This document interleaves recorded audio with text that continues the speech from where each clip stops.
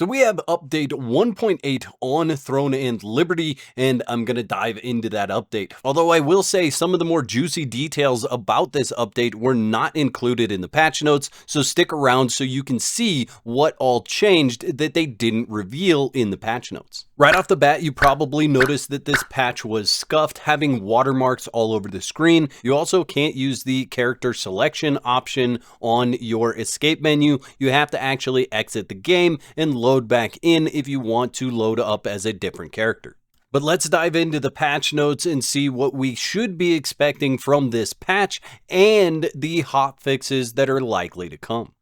First and foremost, we now have 2-star dungeons. We have Carmine Rage Island, Void Wastes, Island of Terror, and Valley of Slaughter. These dungeons do take new currency from your character. So you will have 2-star dungeon currency that you'll use, and it is 450 to claim the reward at the end. That means right now you can run 2 dungeons. I did happen to check my mail and found some additional currency in my mail, another 900. So if you have that mail, you can run 4 dungeons on the first day. I haven't run any of those yet. Eventually I will have guides showing you how to do those mechanics.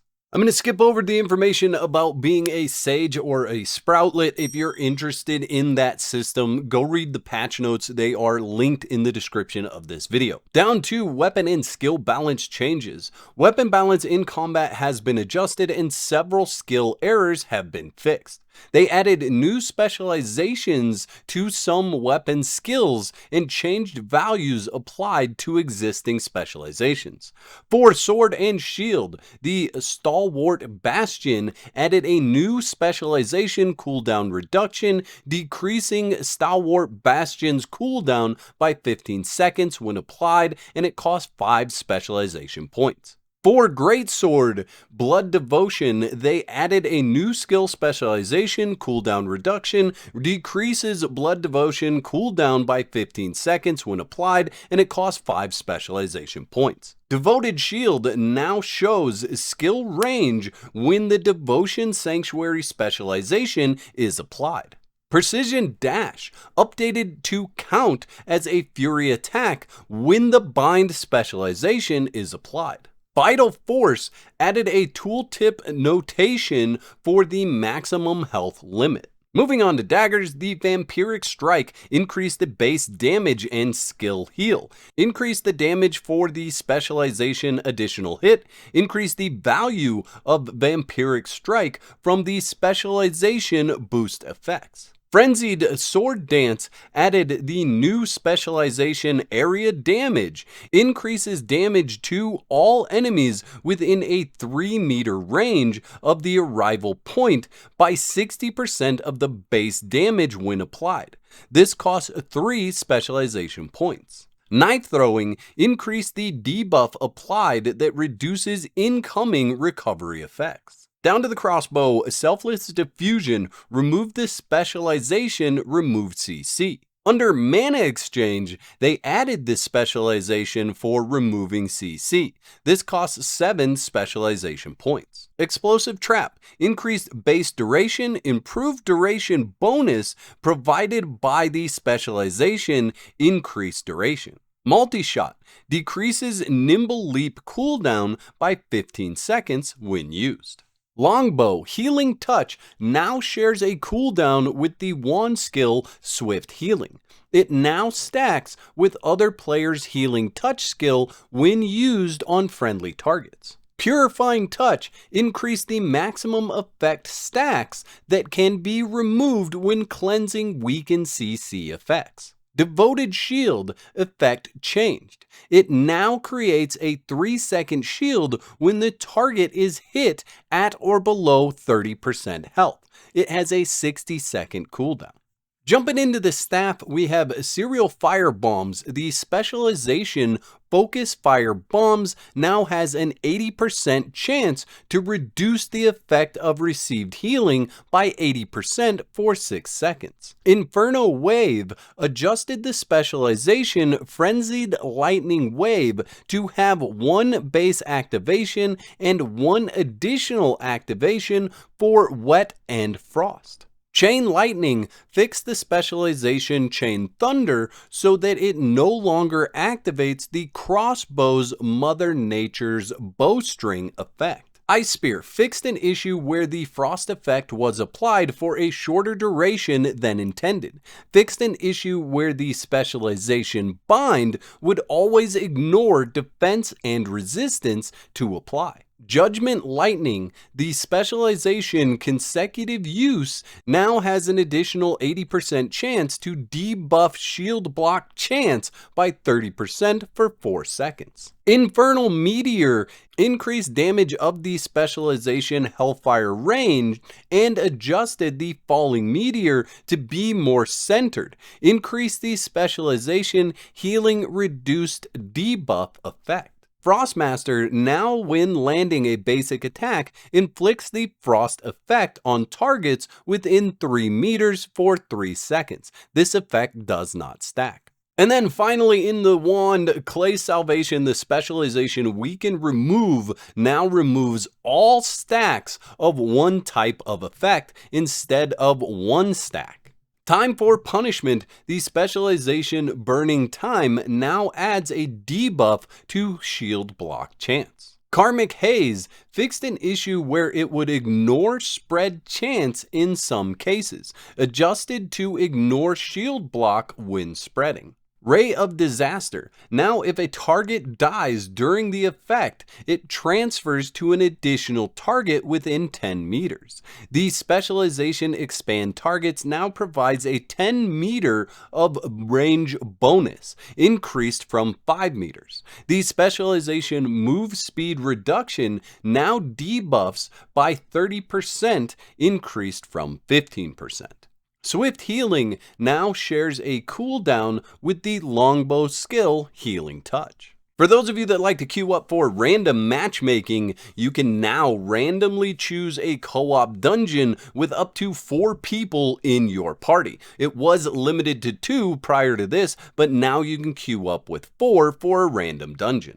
Peace Mode Boss Portals, they adjusted the positioning of the portal for Peace Mode Junobot events to move it outside the PvP enabled area. Now that's not everything that's in the patch notes. There's other stuff going on in there. If you want to read them all, the link is in the description of this video.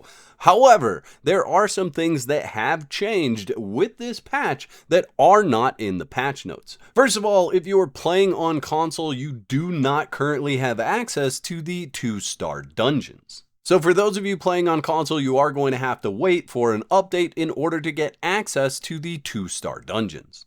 Another big change is that your best in slot may now be found in the open world, depending on what you're looking for. So if we just pull up the Demon Hoof Shaman here, you can see he now drops the Shock Commander plate armor, the Phantom Wolf gloves, and the Shock Commander sabatons. In addition to that, he has the Ascended Guardian shoes. If you're looking to target farm some of this stuff, you can kill the Steel Claw Abomination for the Shock Commander sabatons or the Ascended Guardian shoes.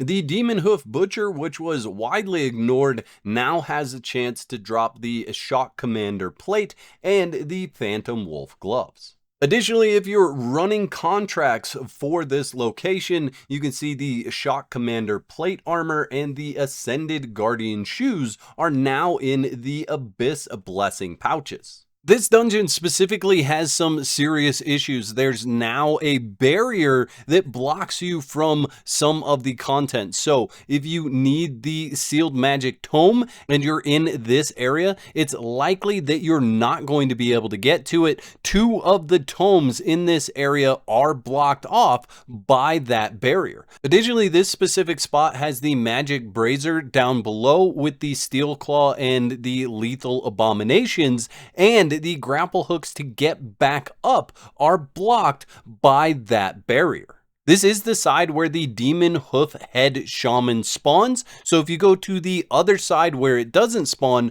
where you would fight Eridus, you can get to those sealed tomes. However, that's quite a run, so I recommend just ignoring the sealed tome contracts if you're coming down here. And for those of you that are going to mention the hotfix this morning that removed the confidential and the watermarks from the screen, that did not fix this area. This area is still bugged as of the making of this video, 5 p.m. Eastern Standard Time.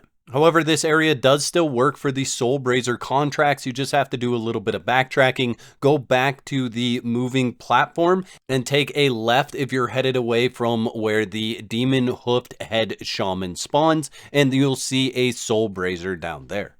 I'm not sure how much has changed with the Sanctum of Desire. You can see the Umbermancer can drop the Stormbringer crossbows, the Umbermancer staff, and the Swirling Essence hat. I think those were all there before, but you can get the Shadow Harvester tunic, the Shadow Harvester boots, and the Swirling Essence shoes all in this dungeon as well. If you want to do a little bit of target farming, the Hydromancer now has the Swirling Essence shoes. The Pyromancer has the Gauntlets of the Infernal Herald, and the Abelos Guardian has the Flame Wrought Bindings. Now again, I haven't run this dungeon a whole lot, so I'm not sure if some of those things were already in there or if they were added with this patch. Down to Saradoma Island, if we look at the Reptilian Butcher, I believe the Gauntlets of the Field General are the only thing that's new here. I could be wrong again. You guys let me know in the comments section if I'm wrong about these dropping there, but you can get those now, in addition to the crossbows, the Staff of Lucent Light, and the Phantom Wolf breeches. I know the breeches, and I believe these two have been there all the time. The Reptilian Fighter can drop the Greaves and the Boots of the Infernal Herald if you're looking for those. And the Reptilian Soldier can also drop the Gauntlets of the Field General. If we look at Shadowed Crypt, we now have the Ascended Guardian Gloves and the Sabatons of the Field General dropping from the Berserk Dark Enforcer. The Dark Wizard can also drop the Ascended Guardian Gloves and the Sabatons of the Field General. The Ant's Nest appears to be all the same loot that it was before, and the Temple of Siliveth also appears to be all the same loot that it was before. I'd like to thank all my YouTube members for your continued support. Y'all are absolute legends. Don't forget to whack the like button if you enjoyed the video and subscribe for more content. And if you don't want to be out of whack, there's another video on the screen right now that you can click to support more of my content.